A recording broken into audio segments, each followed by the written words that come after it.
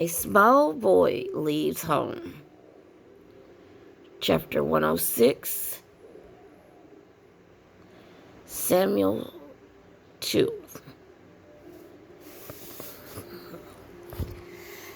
Page 127.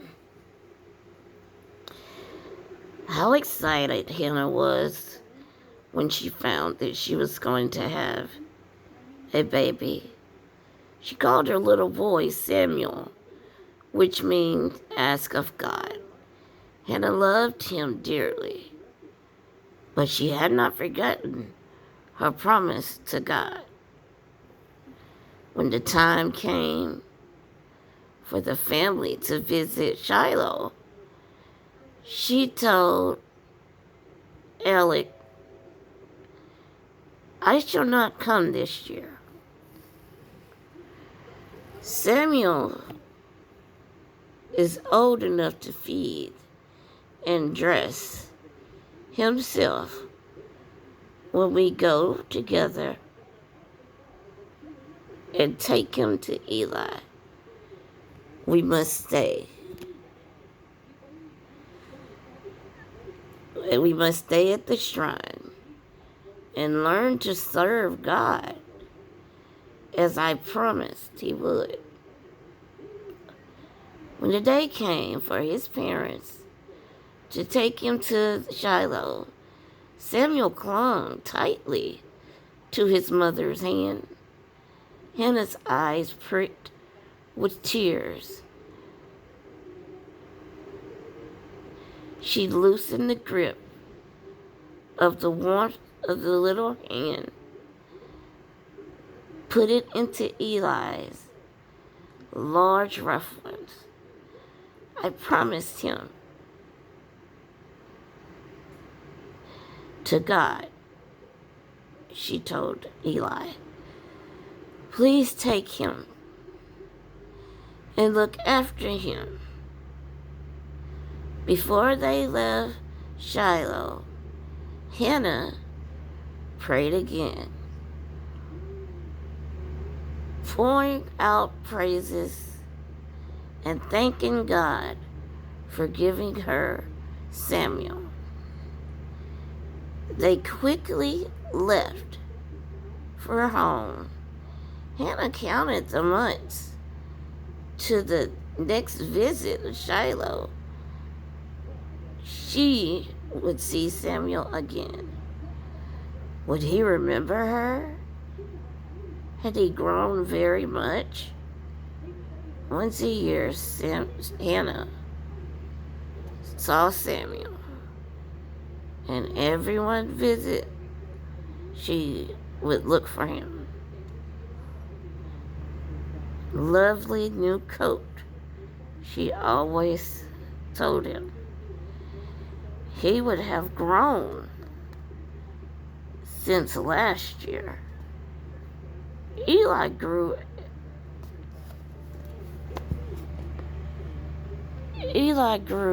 every fun of the little helpers and they taught him how to be useful in the shrine, as well as teaching him God's laws. You've been good to give Samuel to God and use me. I would say Alec and Hannah, may God bless you by giving you more children. Eli's prayers was answered in time. Hannah had 3 more sons and 2 daughters. She was very busy now, but she did not forget Samuel, the child she had asked God to give her.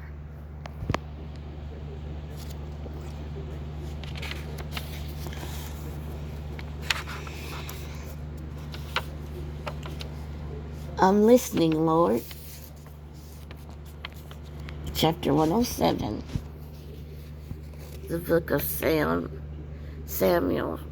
chapter 3, page 128.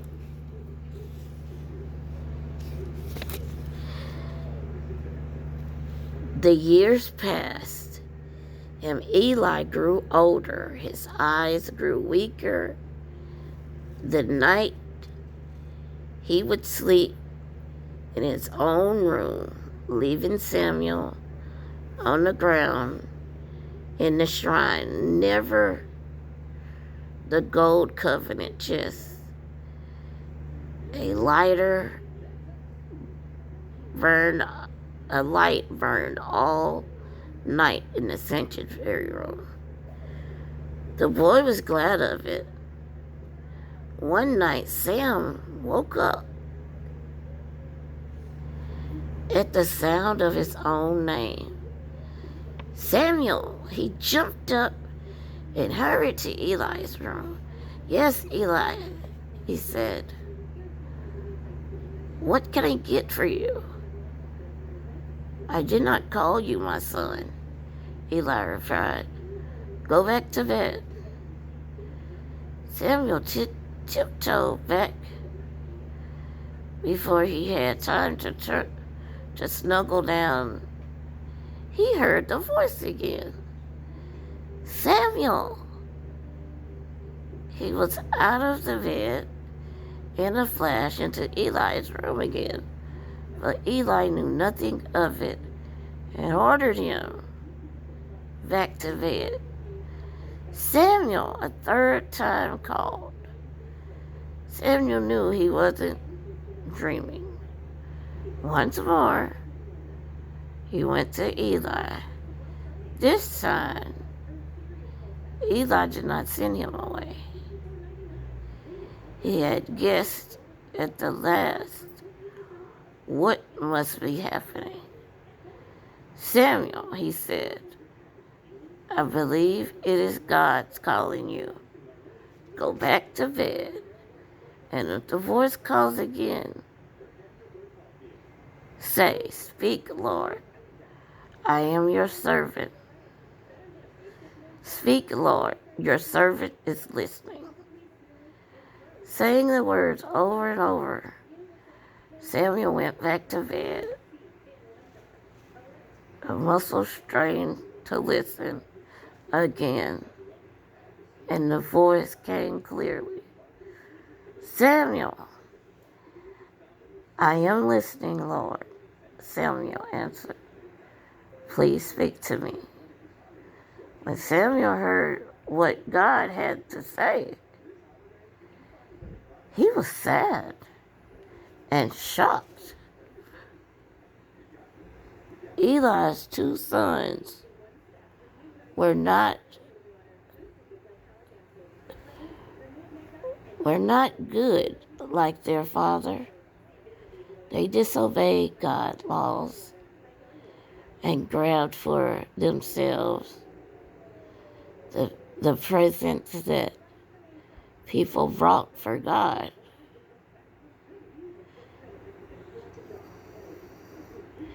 God told Samuel that he was not going to let Eli's family be his priest any longer. Early the next day, Eli came to find Samuel. What did God say to you? He asked. Samuel went very red and looked down at the ground. He did not want to have to tell Eli the sad news. Tell me everything, Eli insisted. And Samuel had told him what God had said to him about his family. Eli bent his head and nodded quietly. God knows what is right. and what's best, he whispered. As Samuel grew up, God often spoke to him and gave him messages to give to all the people of Israel. Everyone began to pay attention to what Samuel had to say. A disaster. Chapter 108. First book of Sam, 4th chapter. Page 109. Samson's old enemy, the Philistines, grew strong again. They fought again. Israel, they defeat them. The Israelites were in despair until their leader had an idea. Let's carry God's covenant chest until the next battle, they suggested. If we do that, God will have to help us. They treated the covenant chest as if it was magic and could bring them luck. Well, Eli's 2 sons carried the chest out of the shrine and marched with it from the army. They marched with it in front of the army, and a great shout of joy went up from the soldiers. The Philistines heard all about it. We must fight our hardest this time, they said. The Philistines did fight hard, and they won. They killed Eli's sons that carried off the covenant chest in triumph. Eli at Shiloh News. He was 98 years old and nearly blind. He sat on the seat side by side of the road listening to footsteps. One of the Israelite soldiers ran all the way from the battlefield and arrived in Shiloh the same day, grasping for breath, ran up and down the street. Terrible news of the defeat. Everyone began to cry out in terror and grief. What is happening? Eli called out in agitation, and the messenger hurried over to him. Our army had a terrible defeat, he told him. Your 2 sons are dead, and the covenant chest has been taken by the Philistines. When Eli heard that the precious covenant chest, which had been guarded and cared for so long, was in the hands of their enemy, he fell backwards with the shock of grief because he was so old and heavy. He had broke his neck and died. Wow.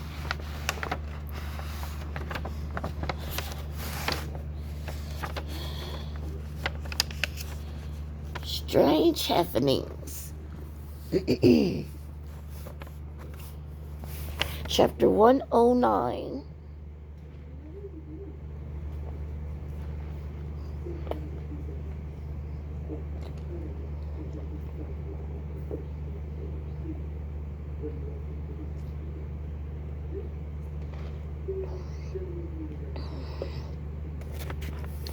Strange happenings.